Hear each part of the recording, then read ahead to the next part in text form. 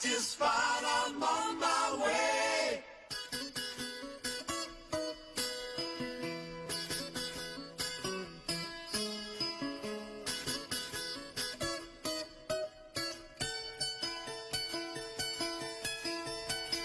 Take a straight and stronger course to the corner of your life. Make the White Queen run so fast, she hasn't got time to make you wild.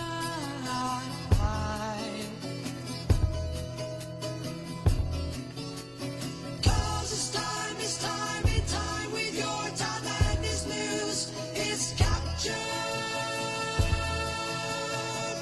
For the Queen to use, move me on to any black square. Use me anytime you want. Just remember that the goal is for us all to capture all we want. Yeah. Don't surround yourself with yourself. Move on back to square. Send an instant comment to me. Initial it with loving care yourself. Cause it's time with your time, and this news is captured. For the Queen to use.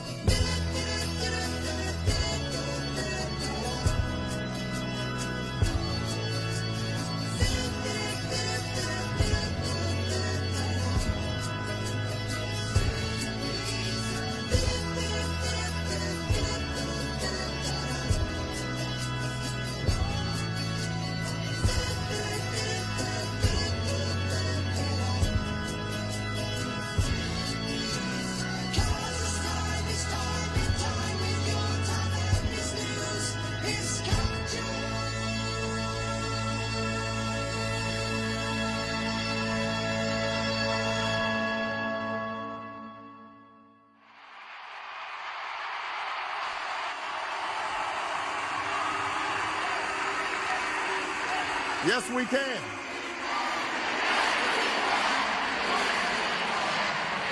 Former President Barack Obama, the great deceiver, instilled so much hope in the public. Are you ready to go? Yet, as time unraveled, more and more of his word became a lie, and a setup for the deep state to roll out a massive depopulation agenda was further established. One that would have carried on had Hillary won the 2016 election. The Georgia Guidestones had been set in stone for this Freemason agenda, but over the last 7 years the agenda had been destroyed. Hillary was meant to win. At least the deep state had rigged the election so she would, but they didn't realize how much rigging they'd need to do. Because Trump became so popular, they lost. The corrupt DC establishment had lost touch with reality. Thank you. And figured because they had the media in their pocket, they truly thought they would win. Despite the lawsuit with Fox News, Dominion has a proven track record of voter fraud. See Venezuela and how the people reacted when their election was rigged. Or watch Purveywood 9, Volume 2, where I cover the 2020 election rigging in explicit detail. Trump is still commander-in-chief, despite the 2020 election results. And the clues are left in military laws and orders, such as the Military Justice Act, Executive Order 13818, 13848, 13912, and many more.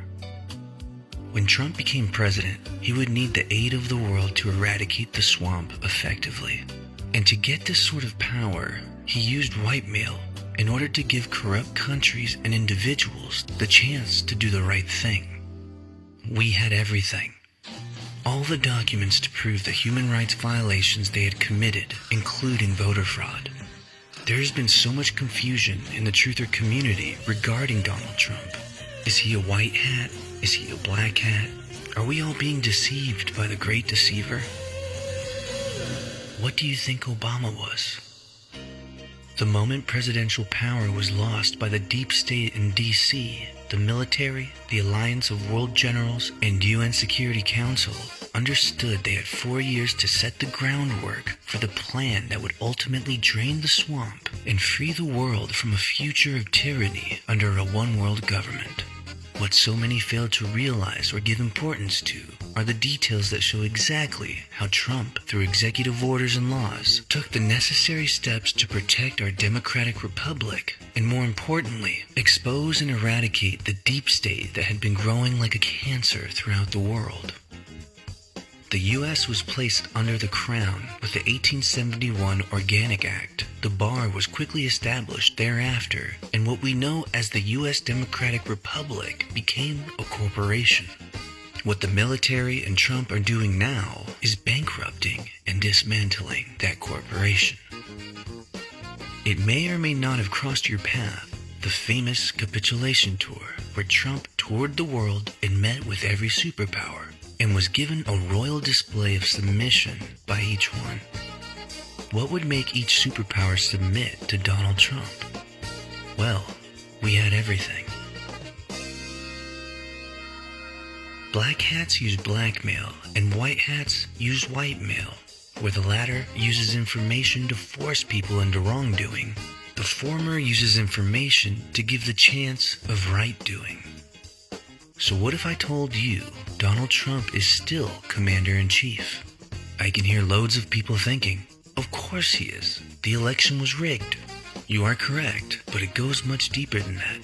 I can also hear a crowd of you thinking, well, no, he's not president. And if he is, explain everything. Explain Biden's presidency. Explain the vaccine. Explain why this is happening. There is a big difference between president and Commander-in-Chief.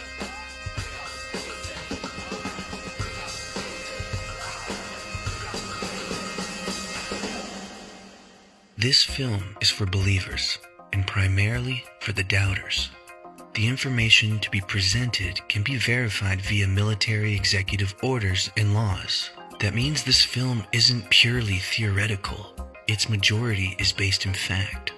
It's based upon documentation that derives from .gov and .mil websites. This allows viewers to continue their research after the seeds of this film have been planted. Don't just blindly believe what is to be shown here. Let it guide you. By doing your own research, you will earn the reward of understanding and will be better able to explain this to your peers. And the hope you had forgotten will return in greater strength than ever before. So buckle up and enjoy the ride. By the end, you will realize why they say this is the greatest show on earth.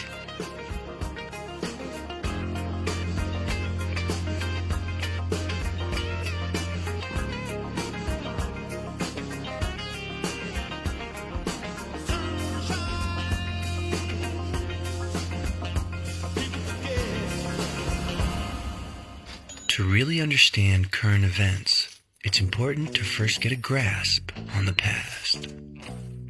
The Organic Act of 1871. On February 21st, 1871, the 41st Congress passed legislation entitled An Act to Provide a Government for the District of Columbia. This is known as Act of 1871. By this action, and with no constitutional authority, a separate form of government and constitution was created for the 10 square miles of land known as the District of Columbia, or Washington, D.C. Incorporated. The original U.S. Constitution was entitled the Constitution for the United States of America. The Act of 1871 changed that title to read the Constitution of the United States of America. By changing the title and the capitalization of the Constitution, the people were removed from this new Constitution. This new Constitution serves only for the corporation of the United States and not for the people of America. The people now have no rights or freedoms, no ownership of property, no right to travel, no right to marry, no right to do business. They are only debt slaves who must serve the corporation. Slaves have no rights. only privileges and permission to live on their master's property. Should they try in any way to use the corporate constitution, they will be charged with criminal trespass because they are not a party to this private contract entitled the Constitution of the United States of America. Our Constitution explicitly states that no citizen shall pay any direct tax to the federal government. Why are the citizens in all our sovereign states forced to pay federal income tax, which is collected by a foreign corporation of England called the Internal Revenue Service, the IRS? Our Constitution explicitly states that our currency is to be backed fully by gold and silver, and that our banking system is to be under control of the Treasury of the United States of America and the Congress. Why is it that I cannot receive gold or silver coin for my currency at my bank? Why does our paper money say Federal Reserve note and not gold or silver certificate as it once did? Why are our banks called Federal Reserve banks and not U.S. Treasury banks? Why is the Federal Reserve bank system owned by a British foreign corporation and controlled by the 13 most wealthy families of our world? The strength of a nation's currency is based on the strength of that nation's economy. And the American economy is by far the strongest in the world. Accordingly, I have directed the Secretary of the Treasury to take the action necessary to defend the dollar against the speculators. I have directed Secretary Connally to suspend temporarily the convertibility of the dollar into gold or other reserve assets, except in amounts and conditions determined to be in the interest of monetary stability and in the best interest of the United States. Do you understand this is why you are charged fees to travel, to marry, to do business, or even visit corporate parks? Do you understand why you must pay income tax, bank interest, and lose all your collateral in foreclosure? Do you understand why you lose in court? Why your family has no privacy or security? And why the feds are all over the 50 states? The deep state blossomed in Washington, D.C. For over 100 years, it's become a nest bed for highly corrupt, power-seeking individuals, all working for the 13 most wealthy families in the world. This is the swamp. Draining the swamp that's been growing for over 100 plus years requires a multi-layered operation that in order for it to be pulled off, it can't look obvious. It's done behind the scenes and requires a lot of thought, planning, organization, and most importantly, time. Why is it taking so long? Have you ever heard of Stockholm Syndrome? It's a condition in which hostages develop a psychological bond with their captors. We are those hostages. The brainwash of 100 plus years has a large portion of the public willing to fight for their captors. To prevent civil upheaval, the operation to take down the deep state had to include the eradication of years of brainwashing propaganda from the collective human psyche. How dare you! Thankfully, many are awake, and as of 2023, many more are awakening. Therefore, this operation isn't going to be published on the news. Not yet, at least. But knowing all this allows us to read in between the lines regarding current events, which include military executive orders, national emergencies, Trump's capitulation tour, COVID-19, and January 6th. They don't call this the Great Awakening for nothing.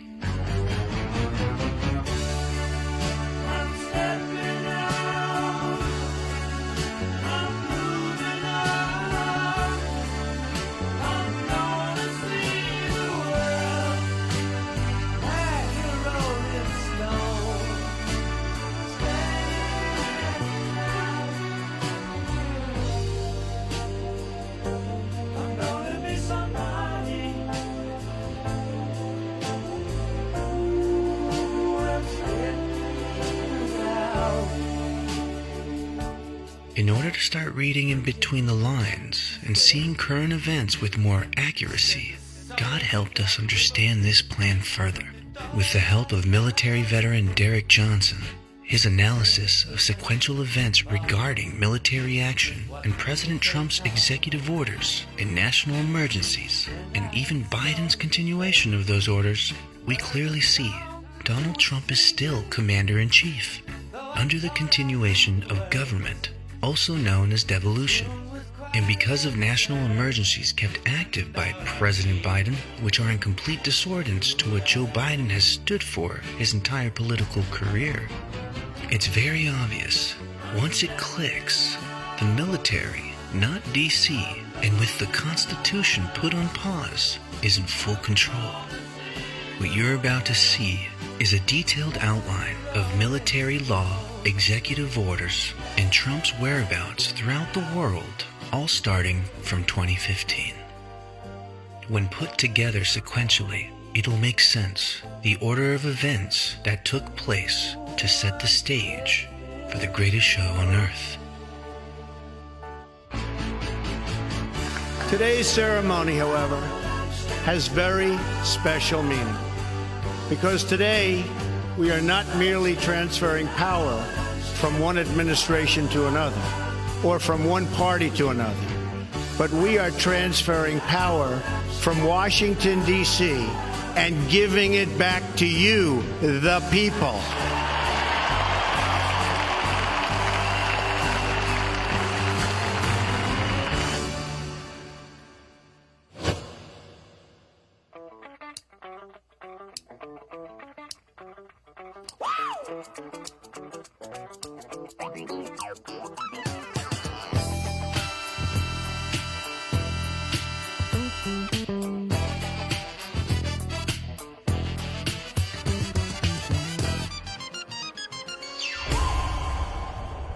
Department of Defense, The Law of War Manual, June 12, 2015.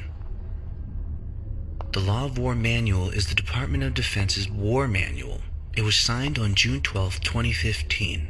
It's a combination of military and federal lawyers who took the Lieber Code of 1863, Geneva Conventions, Hague Conventions, Nuremberg Trials, the Law of War manuals from the United Kingdom, Canada, Germany, and Australia, and all the strengths of those to strengthen the Uniform Code of Military Justice, which is military law.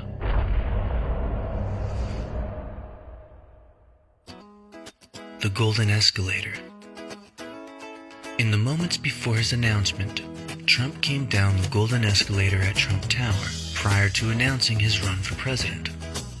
What are the odds of that, just 4 days after the Law of War Manual was passed?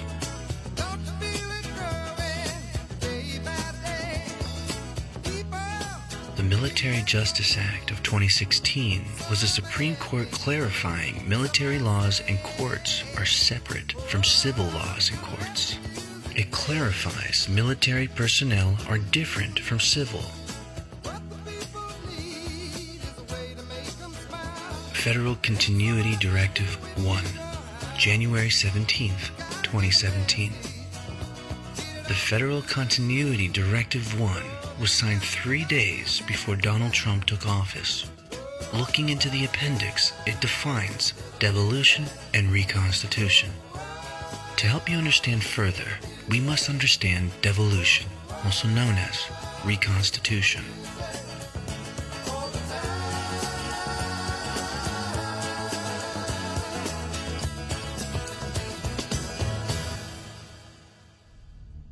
Devolution. Devolution is a component of continuity planning that establishes procedures to transfer statutory authority and responsibilities from an organization's primary operating staff and facilities to another designated staff and one or more facilities for the purpose of sustaining essential functions. Devolution may be temporary or may endure for an extended period. A devolution plan is activated upon the threat of or in response to a catastrophic emergency that either renders the organization's primary leadership and operating staff unavailable or leaves them incapable of sustaining essential functions from primary facilities. Reconstitution. Reconstitution is the final phase of a continuity event, the process by which surviving and/or replacement personnel resume normal operations and may occur at any designated location that provides the staff, facilities, and systems necessary to sustain essential functions.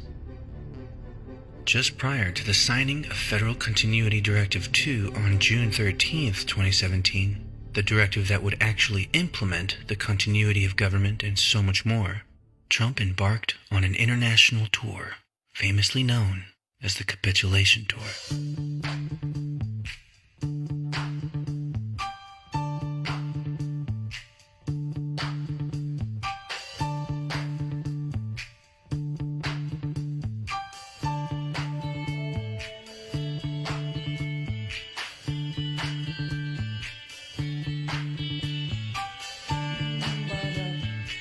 Saudi Arabia, the sword dance, May 20th, 2017. Pressure, pushing down on me, pressing down on you. No man has fallen under pressure. The brings it building down, strips the family in two, puts people on streets. For Trump to be the only U.S. president to be involved in a Saudi Arabia sword dance is pure symbolism. This was symbolic of going to war together. The history and significance of sword dancing is important to note. The most common Arda in Saudi, called the Najdi Arda, initially performed by Arab warriors in the central Najd region of Saudi before meeting their enemies on the battlefield. Sword dancing was a way for the men to display their weaponry and show their heroic spirit. The Najdi Arda also recalls the battles led by King Abdulaziz Al Saud, the founder of Saudi Arabia. Trump came to Saudi with folders displaying the military had everything on their corruption. The only way out of their heinous crimes was to bend the knee to the U.S. and to capitulate, a vow to bring down the New World Order together. And what better way of showing their submission than with an honorable sword dance? Having Saudi Arabia on board meant the first sign of the deep state pyramid had collapsed. 2 days later, Trump would go to Israel to do the same.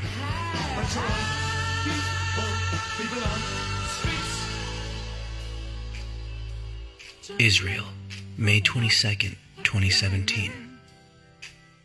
On Monday, May 22nd, President Trump arrived in Israel and was welcomed by President Rivlin. Shortly after arriving, President Trump and Rivlin delivered remarks. Most importantly, President Rivlin proclaimed, America is back in the area. America is back again. Israel publicly submitted by allowing the U.S. to move our embassy to Jerusalem and with our military protection. And to this day, Saudi Arabia and Israel are still getting along.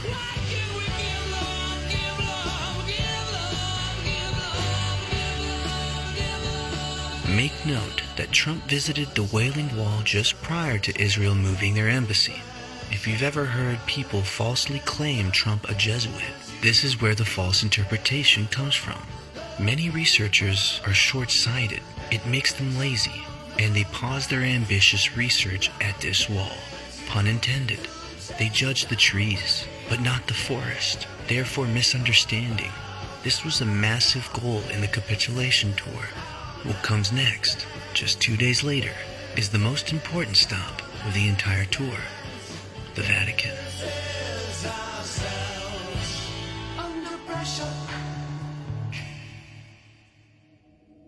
Trump left Israel and flew straight to Rome, May 24th, 2017. Pope Francis would now be shown concrete evidence of human trafficking provided by the new coalition of U.S., Saudi Arabia, and Israel. Red lines were drawn in the sand at Rome. The outcome? The Pope submitted to the U.S. publicly in this famous picture.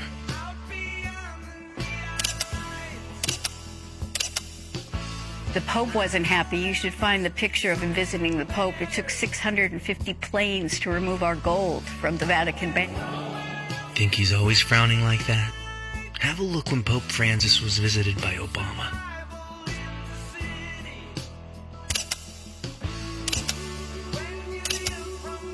That same day, Trump flew to visit NATO, the North Atlantic Treaty Organization, and the EU, the European Union. May 25th, 2017.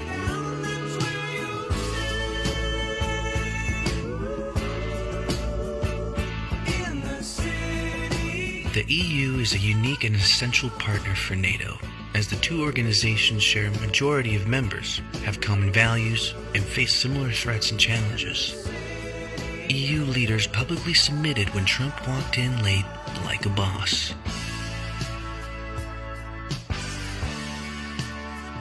Because now, we had everything. Trump truly was their boss. Both the EU and NATO now realized they have it all, and were instructed to stand down on Brexit and pay more for NATO. Now with the Middle East and European powers of the pyramid submitting, a monumental move forward could happen. That move was the implementation of the continuation of government. Nothing grows in life ain't very pretty.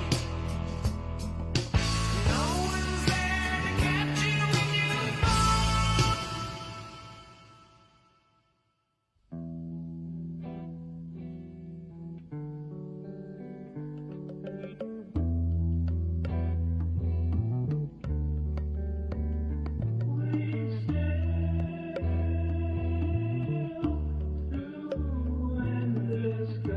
Federal Continuity Directive 2, June 13th, 2017. FCD2 outlines requirements and provides checklists and resources to assist federal executive branch departments and agencies in identifying and assessing their essential functions through a risk-based process, and in identifying candidate primary mission essential functions that support the national essential functions. In short, FCD2 provides the implementation protocols for the continuation of government and so much more. Just 4 months later, after getting wind of what Trump was doing, the deep state cabal tried to strike back. The Las Vegas Massacre, October 1st, 2017.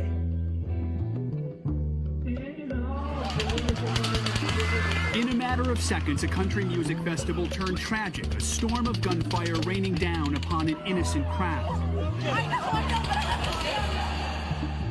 Q-Post 117 implied that they tried to take out the new Saudi Arabian Crown Prince bin Salman, who was a good guy in this film. The evil villain? The former Saudi Arabia Crown Prince Al-Walid. It was during the Las Vegas battle that he was neutralized. Al-Walid just happened to control Twitter. Now, we control Twitter, or X. Contrary to what I believed in the past, this points to Elon being a white hat. It's pretty obvious when you pay attention to what he's saying. Elon, you tweeted this thing about George Soros. Well, I'm looking for it because I want to make sure I quote it properly. But, I mean, you know what you wrote. But you basically... It reminds me of Magneto's. It's like, calm down, people. This is not like made a case out of it. You also... you said he wants to erode the very fabric of civilization, and Soros hates humanity. Like, when you do something like that, do you I think that's true. That's my opinion. Okay, but why share it?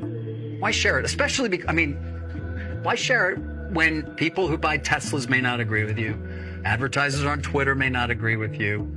Why not just say, hey, I think this. You can tell me, we can talk about it over there, you can tell your friends, but why share it widely?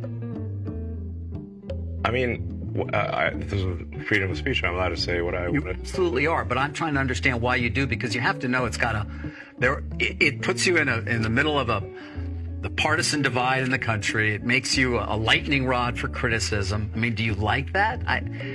People today saying he's an anti-Semite. I don't think you are. No, I'm definitely. I'm like a pro-Semite, if anything. I believe that probably is the case. Yes. Why would you even introduce the idea then that would be the case? We don't want to make this a George Soros interview. No, God, no. I don't want to at all. But what I'm trying, even came up though in the annual meeting. Do your tweets hurt the company? Are there Tesla owners who say, I don't agree with his political position and I know it because he shares so much of it? Or are there advertisers on Twitter that Linda Yaccarino will come and say, you got to stop, man. Or, I can't get these ads because of some of the things you tweet.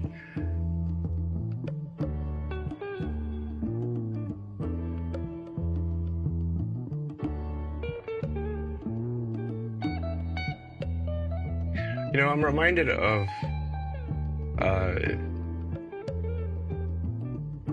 there's a scene in The Princess Bride. Great movie. Great. Where he confronts the person who killed his father. And he says,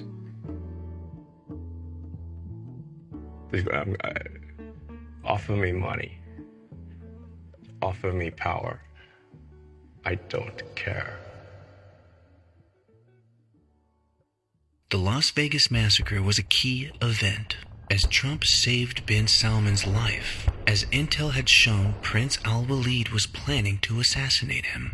As we mentioned before, we had everything.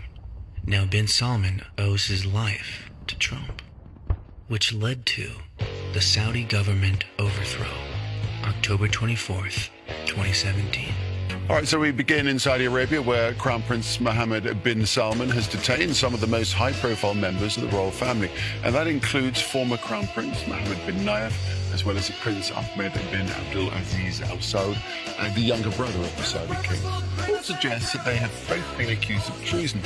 The Saudi guards have also arrested one of Mohammed bin Nayef's brothers. They're now likely to be under the threat of life imprisonment or possible execution. Both could have rivaled Crown Prince Mohammed bin Salman to the throne if King Salman dies. Quite a surprising move here by Prince Mohammed.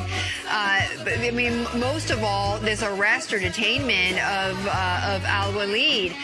What does this mean for? Let's tackle Al-Walid first. He's being detained. We're not exactly sure where, but what does this exactly mean for him and Kingdom holding? 23 days later, one side of the pyramid fell completely when Saudi Prince Al-Walid was arrested by Mohammed bin Salman. This happened just 3 weeks after the Las Vegas massacre. Prince Al-Walid owns the top floors of the Mandalay Bay. Intel points to Trump being in Vegas that night, and a few weeks later, the Saudi government gets overthrown. Now the capitulation tour would continue as Trump made his way to Asia for a 13-day, 5-nation tour. Japan, November 4th, 2017.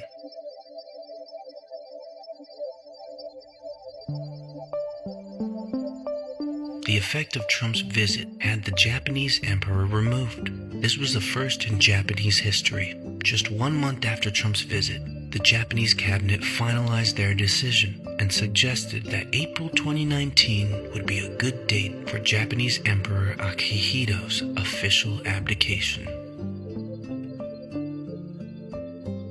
A sacred ceremony to mark the transition to a new era for the world's oldest continuous monarchy.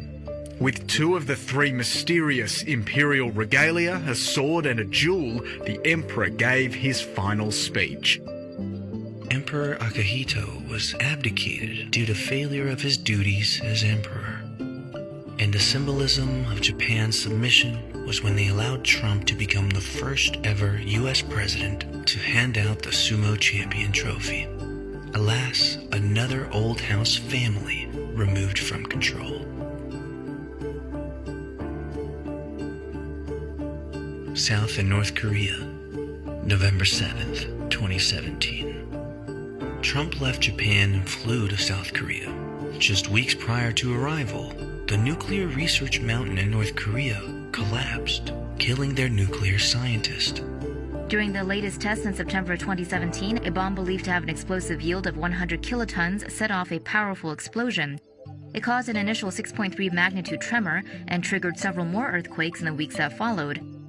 Was this to remove the nuclear threat? Was it to intimidate Kim Jong-un? Could it have been both?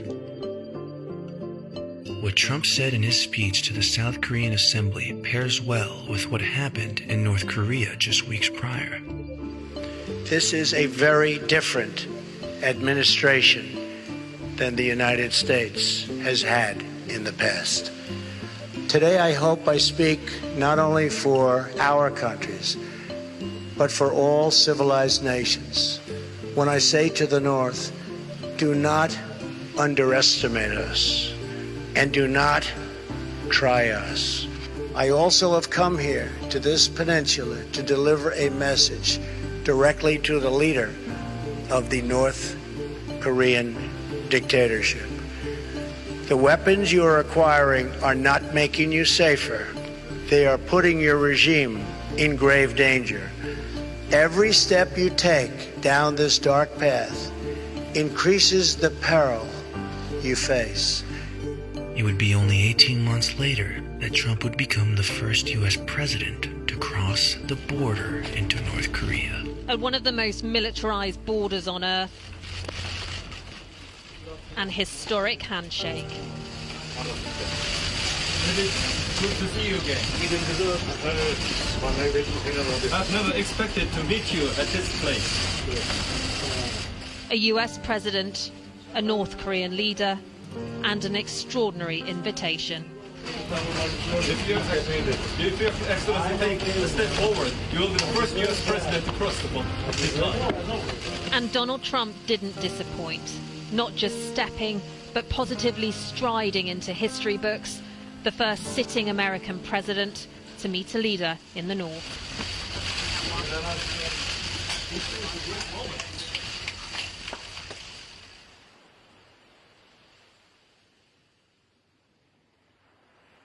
China, November 8th to 10th, 2017.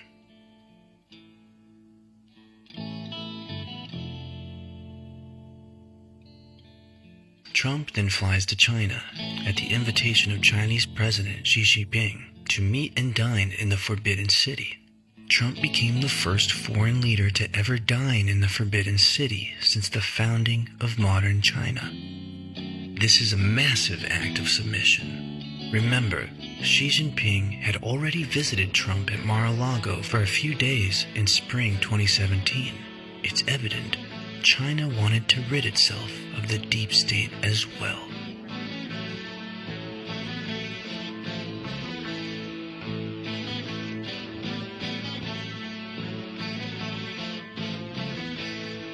Two days later, on November 12th, 2017, Trump visits Vietnam.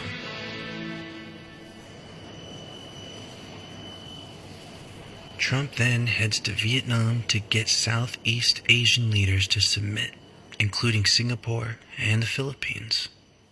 Trump is placed in the honor position to the right of the Vietnam leader as proof of submission. At the core of it all, it's about stopping trafficking. Philippines submit. On the Council of Foreign Relations website, Joshua Kurlansik writes on Trump and Philippines president having a bromance. He points to Trump making human rights a low priority in Southeast Asia. Joshua writes, "The Philippine president seems to appreciate a U.S. leader who has made human rights a low priority in Southeast Asia and who thus has mostly ignored any criticism of Duterte's undermining of the rule of law. Indeed, the Trump administration has downplayed human rights in all aspects of U.S. foreign policy, including bilateral meetings with foreign leaders and funding for rights and democracy programs within the U.S. government, among other areas." Trump extended his stay to attend another summit, and this marked the end of the Asia tour. And with no coincidence, the Trump administration executive orders, particularly on human rights violations, appeared just 1 month later. Donald John Trump would declare a national emergency with respect to serious human rights abuse and corruption around the world. Before we explore Executive Order 13818, it's best to take a minute to understand what an executive order actually is. Being that only 32% of Americans can accurately name all three branches of government, knowing the importance and meaning of an executive order is imperative, as the coming executive orders of late 2017 and 2018 and beyond are the framework, the blueprint, that has allowed monumental action to take place in taking down the deep state.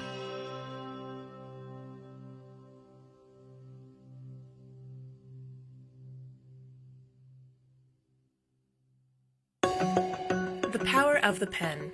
With just their signatures, U.S. presidents can issue executive orders, documents that direct the actions of the federal government. They have the force of law. There are limits on the president's ability to issue orders. The order must specify what authority is used to make it, either the Constitution or a law. Executive orders can be overturned. Courts can rule them unconstitutional. Congress can refuse to spend money to carry out an order. Congress can pass legislation to invalidate them. Future presidents can undo an order by issuing a new one. All U.S. presidents except one, William Harrison, who died after 1 month in office, have issued at least one executive order. And some executive orders make history. In issues large and small, presidents use executive orders to shift priorities and change the way the federal government does business.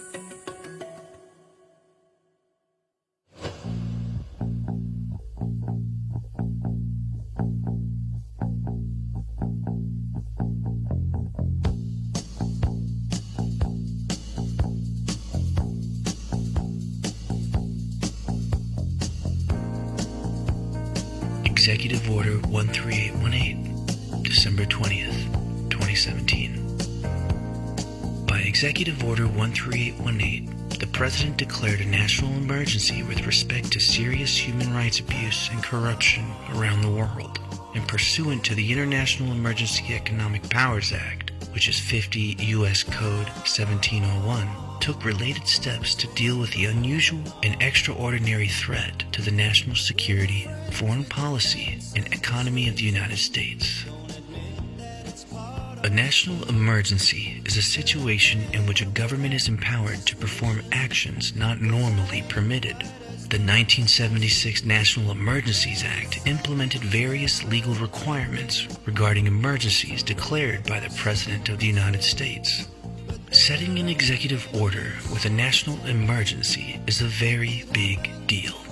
This executive order was solely based at its core a means to stop the massive human rights violations around the world. As the year ends, Trump begins 2018 with a continuation of the capitulation tour. Davos, Switzerland, January 26, 2018. As we enter 2018, the world leaders understand the plan, and average U.S. citizens are waking up to Q. Trump flies into the lion's den at Davos, Switzerland, with Soros present. All the largest global CEOs and bankers submit to Trump at Davos, and you can see Trump has been given the seat of honor right in the center. The CEOs and bankers understood what you understand now. They knew the U.S. was under military control, and to survive, they had to play ball. Trump stated, "The world is witnessing the resurgence of a strong and prosperous America." And just 2 months after, on a Trump-approved submission trip, Mohammed bin Salman heads to Silicon Valley, a valley where Saudi Prince Al-Walid no longer held superiority. Mohammed bin Salman tours Silicon Valley, March 20th, 2018. With the takedown of puppeteer Al-Walid, Crown Prince bin Salman goes on a Trump-approved submission trip to all the CEOs formerly owned and controlled by the Saudi Arabia side of the pyramid: Google, Apple, Twitter, Facebook, Microsoft. Donald Trump has set the chess table properly by assembling a worldwide task force that would essentially team up with the U.S. military to drain the swamp. As Mohammed bin Salman set Silicon Valley straight, Trump came back to the White House and got busy.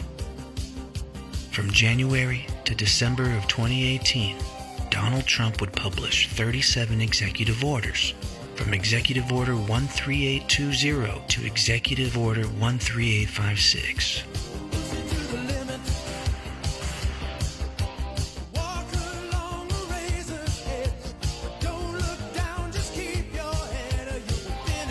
The most important order would be 13848. We'll get to that very soon. Trump invites Macron to the White House. Macron is married to one of the deep state, and he worked for the Rothschilds, yet he completely submitted to Trump in these photos. Trump has it all: and these leaders are being tasked with cleaning up their deep states, or Trump will declass it all.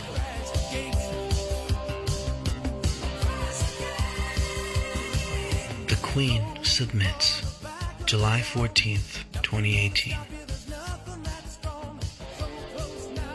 The Queen submitted to Trump when she allowed him to walk in front of her during a review of her honor guard. Then, she placed Trump under her sigil in the center position. Then, she had him sit in Winston Churchill's chair. Total submission photos. As Trump continues on his global submission tour, he visits Norway to meet Putin. July 25th, 2018. In that famous summit, Putin throws Trump a soccer ball and says, "The ball is in your court." Absolute submission. The entire world is playing ball now.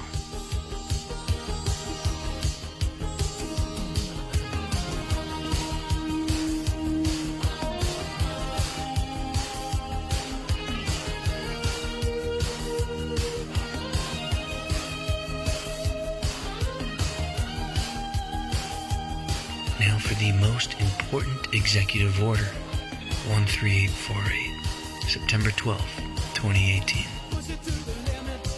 Election interference. It was written 2 months before any election under Donald Trump. It's current and active till September 2024. That's right, Joe Biden has extended this executive order.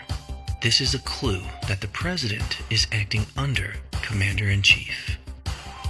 This executive order traps all governors, attorneys, generals, Secretary of States, judges, and lawyers for not upholding and implying and enforcing the law. Executive Order 13848 carries a national emergency within it. Keep in mind, this was signed 2 months before any election under Donald Trump. It was 2 years before the presidential election of 2020 and 2 months before the midterms, meaning the only evidence of voter fraud was 2016 and prior. This explains why the Hillary camp, the DNC, and the Mockingbird media all sang the same tune, "Trump won't win." Executive Order 13848 specifically says, although there has been no evidence of a foreign power altering the outcome or vote tabulation in any United States election, foreign powers have historically sought to exploit America's free and open political system. Executive Order 13848 defines who it isn't referring to. Therefore, it defines who it is. If not foreign, it's domestic. It's referring to the Washington establishment. It's referring to the deep state, the cabal, the swamp. Trump now takes the capitulation tour to South America, Argentina, November 29th, 2018. Trump corrals all the global bankers together and forces their submission. Then, Trump walks off stage, leaving the Argentinian president all alone, showing Argentina's submission to Trump. Argentina is a trafficking hideout. It's why the Obamas frequently visit. 3 weeks later, Trump invites Brazil's Bolsonaro to the White House. March 19th, 2019. Trump welcomes a new friend to the table when Brazil elects their version of Trump with Bolsonaro as president. Many see the submission with his hands clasped, and quickly after his visit, Bolsonaro arrests Oprah's best friend, then accused trafficker, now guilty, John of God.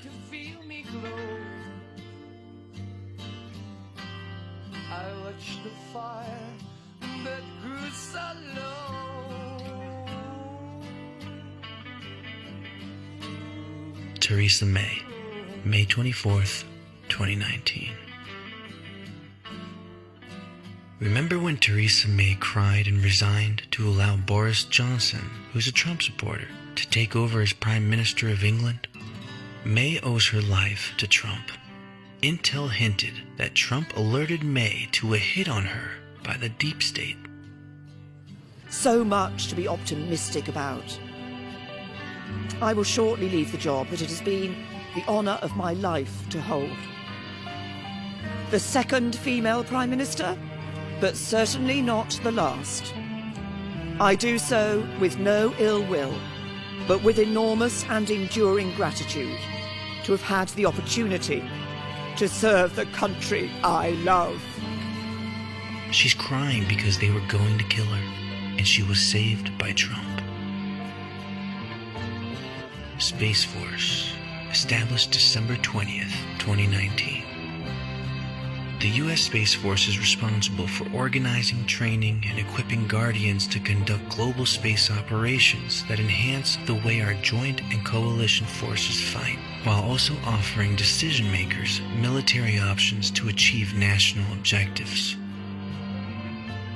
Enhance the way our joint and coalition forces fight?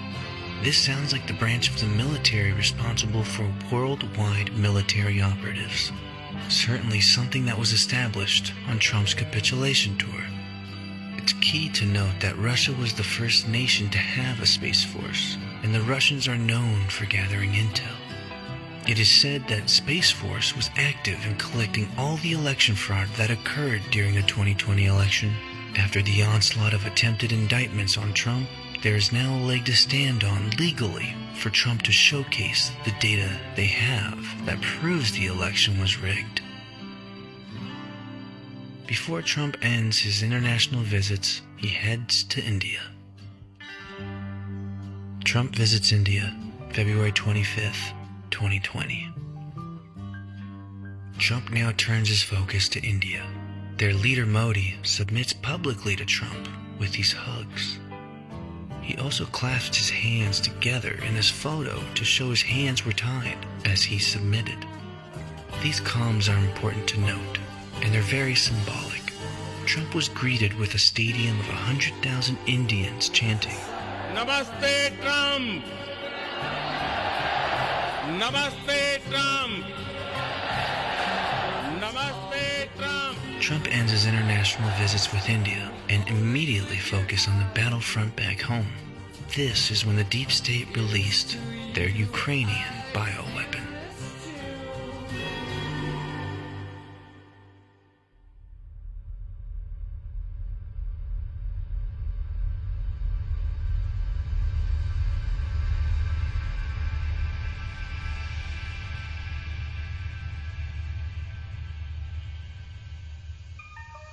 COVID-19, March 13th, 2020. Chaos and division equals power acquisition. COVID was a biological chemical attack. It was going to be used with Hillary as president. They created a problem they already had a solution to. When you know Bush Jr. wrote presidential directives for federal continuity, and even more damning, when you apply that Obama wrote an executive order in 2009 that specifically says establishing federal capability for the timely provision of medical countermeasures following a biological attack. Along with mainstream news sources, Bill Gates talking about pandemics and vaccines in 2012, it's very easy to see what was going to happen. How it happened is what you need to understand. The military and World Alliance of Generals gave all the Washington establishment via Congress the chance to do what was right for humanity, but they didn't. They had their rats in Ukraine relinquish these attacks. It wasn't China. There's multiple cities in Ukraine where biochemical labs are, those that Russia's bombing, with the name China attached to the Ukrainian spelling. It all ties in and makes sense when you apply the timelines and facts. On March 13, 2020, Trump declared a nationwide emergency under the Robert T. Stafford Disaster Relief and Emergency Assistance Act, authorizing assistance administered by the Federal Emergency Management Agency, or FEMA, the first known instance of FEMA serving in such a role for a public health incident. So, Russia is just annihilating and bombing Ukraine for no reason, or just because they want their land back? And that requires this kind of list from your taxpayer money? It doesn't make sense. Instead, if you flip the scenario and apply the facts, it makes plenty sense. Obama wrote 3 executive orders for Ukraine in 2014. VP Biden made 7 trips in 7 months to Ukraine in 2014. In 2014, there was not a traditional election held in March. It was called a snap election, when Poroshenko won the first round and there wasn't a second. Obama congratulated him 2 days after that election. Ukraine broke the CIS treaty in 2018 with Russia. Putin hands the soccer ball to Commander-in-Chief Trump in 2018. Russia doesn't participate in the World Cup 2022. Not participating in one of their most loved sports? The soccer ball represents the ball is in your court, Mr. President. You tell me what you want me to do. Commander-in-Chief Trump never started any wars. He got Russia to bomb these Nazi-ran biochemical labs. The only Ukrainians fighting in Russia are Nazi soldiers, defending these biochemical labs that the United States criminals were funding. Clinton, Bush Jr., Obama, Joe Biden, Nancy Pelosi, John Kerry, Mitt Romney, and the list goes on. Hunter Biden is now under serious investigation. Pause for 1 second and realize that the majority of what you see coming from the mainstream is actually military controlled. The same time Hunter is being investigated is the same time Trump is being indicted, which is the perfect setup for all red pills to fall like rain at the same time. Luckily, COVID wasn't as bad, as they've skewed the numbers, and the majority of those vaccines were saline. The military knew what was going on and did everything to prevent as much as they could. The rest of it is to wake us up. It wasn't fun for anyone. This is war, and it's up to you to understand who's who and the blueprint. Just think back to friends and family members who are so distant from your point of view, that are now getting closer to it by simply observing the sheer fuckery of the last 2 years. The Fed submitted. March 15th, 2020.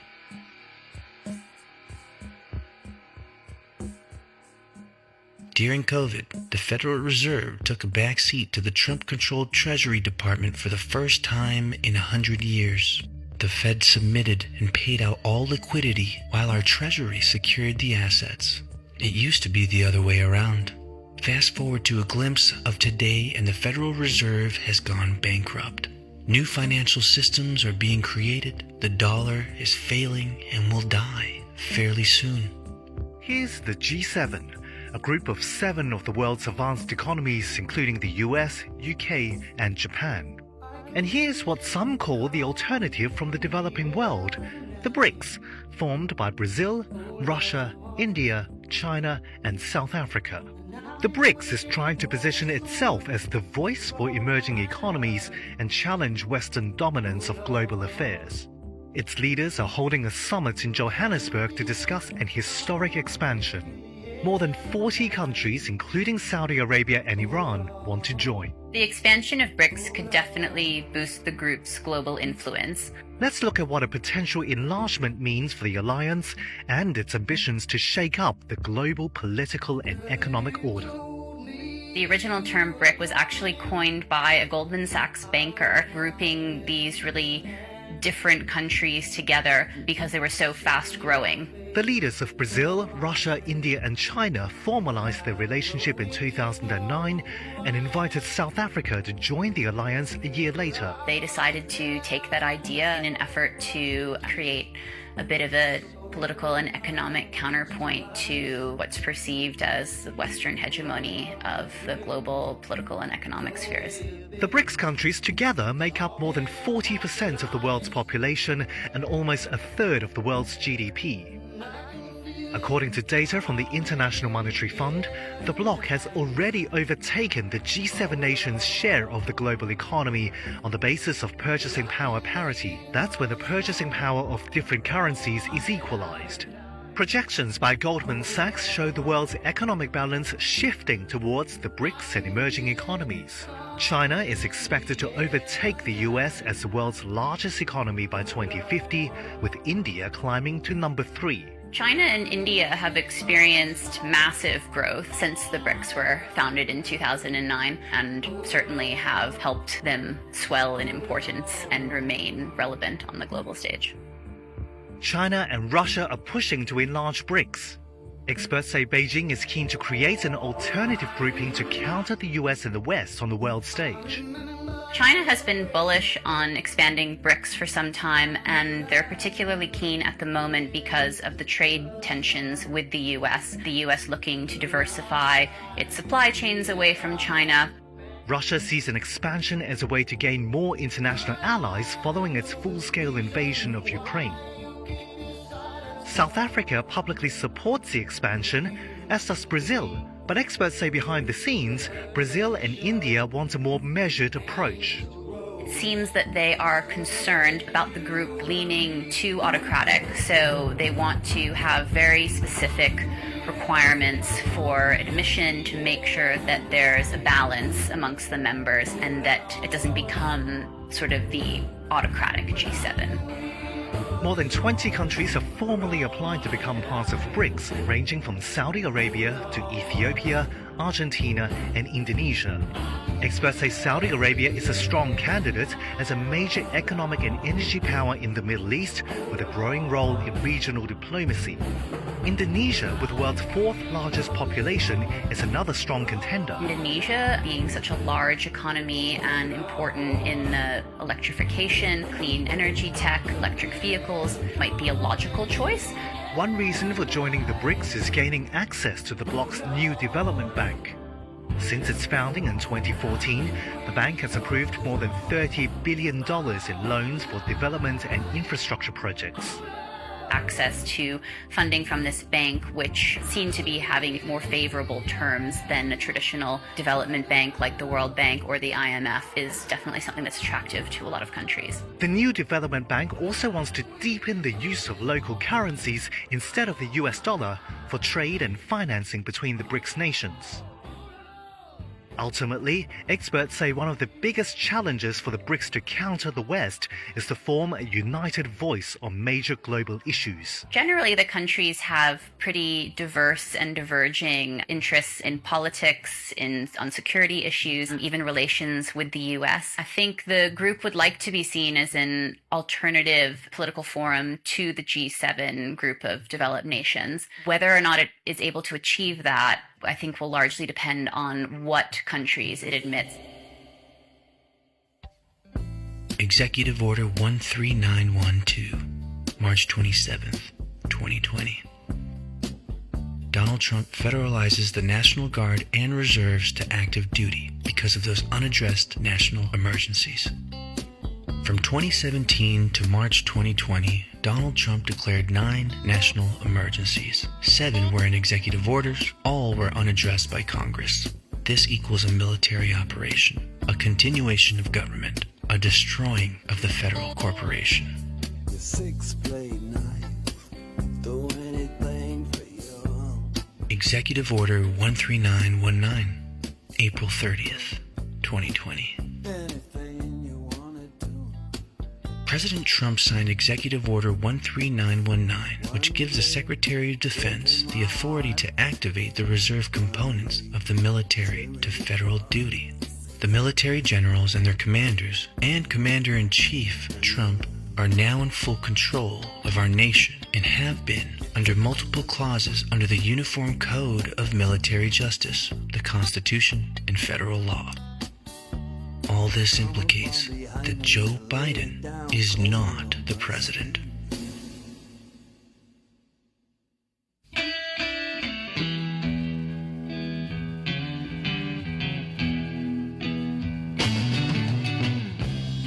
Hey Joe, where you going with that gun of yours?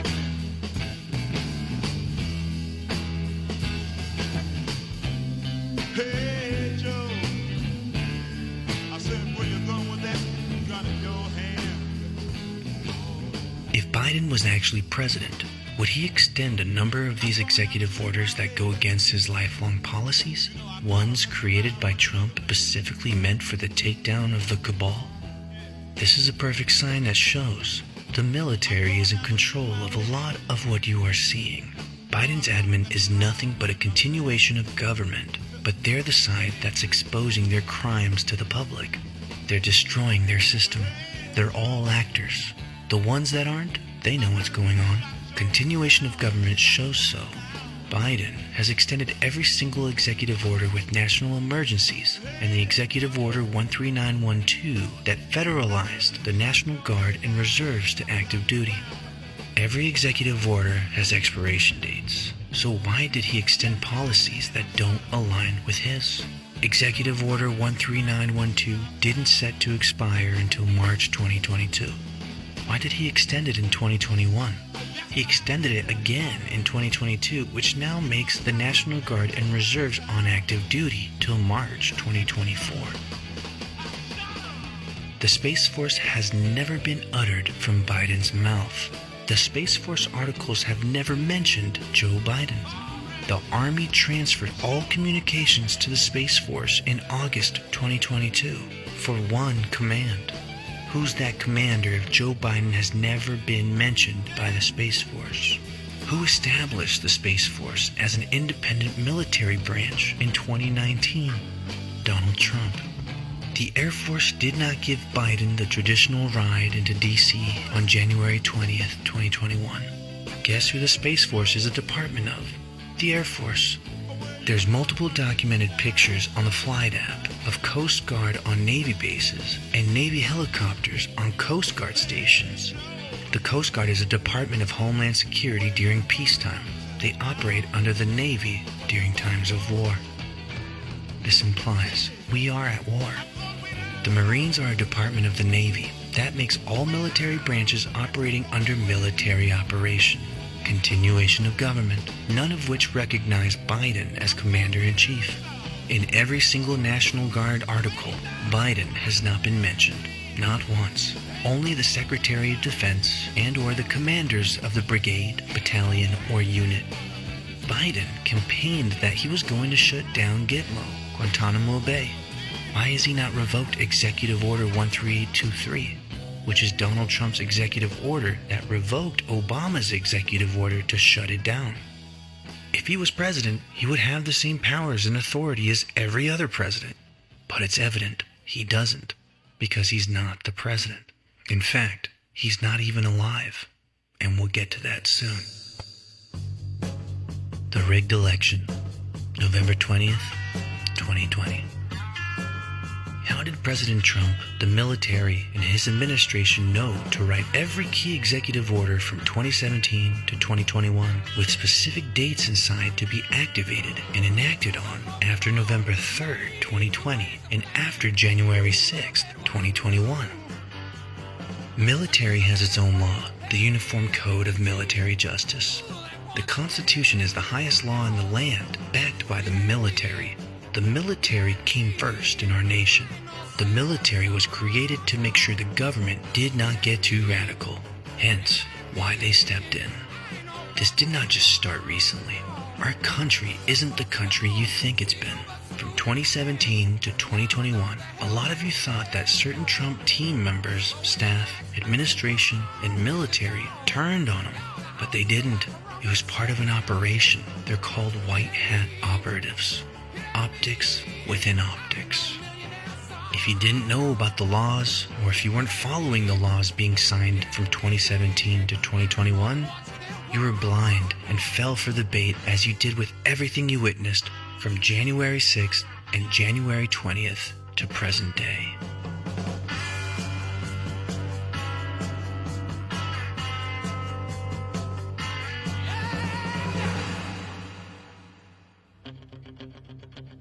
January 6th, 2021.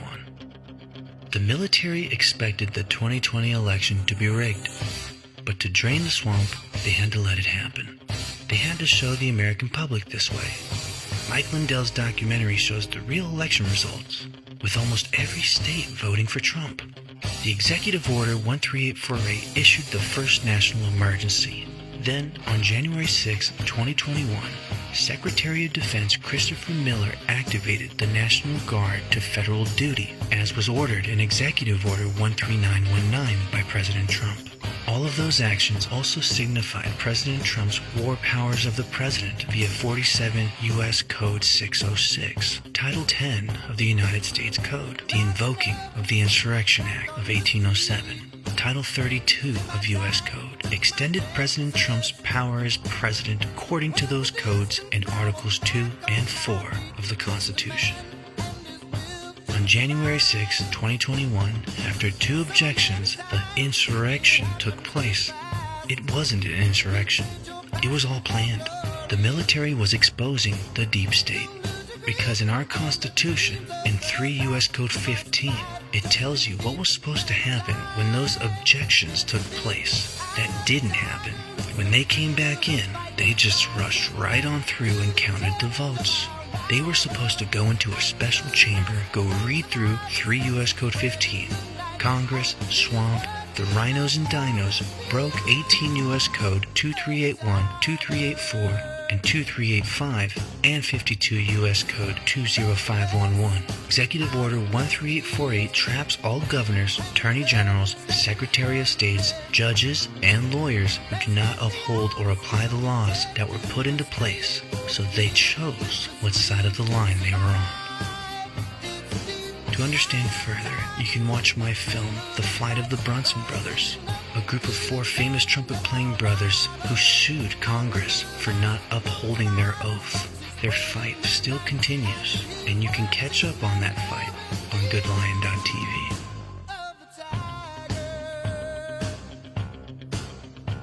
The deep state did in fact control the front lines with FBI operatives, getting us to enter the Capitol. I know because I am one.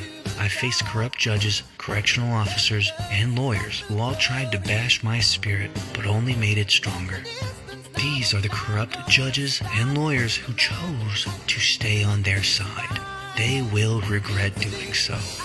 This is a multi-layered operation of all the things that the swamp is being drained from. January 20th was also a very important day, as it was the funeral of Joe Biden. That's right, all right in front of our faces. Joe Biden's funeral, January 20th, 2021. President Trump received the full military and constitutional regulated inauguration ceremony with the Presidential Salute Battery, 3rd Infantry, also known as the Old Guard, with a 21-gun salute, with the playing of Hail to the Chief as he flew off in Air Force One post 11:59 and 59 seconds a.m. as the 20th Amendment specifically says a president's term is to end and begin at noon. Joe Biden had 3 cannons, 9-second intervals, 21 guns, and the first shot was a dud. So 20 guns? And this was at Arlington National Cemetery. If you go to arlingtonnationalcemetery.mil, it specifically says the 3 Valiant salute is not to be confused with the 21 gun salute. Joseph Biden received a full-grade military funeral service. He didn't get to ride in Air Force One.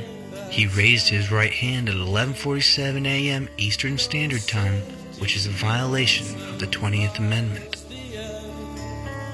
I'll never look into your eyes again.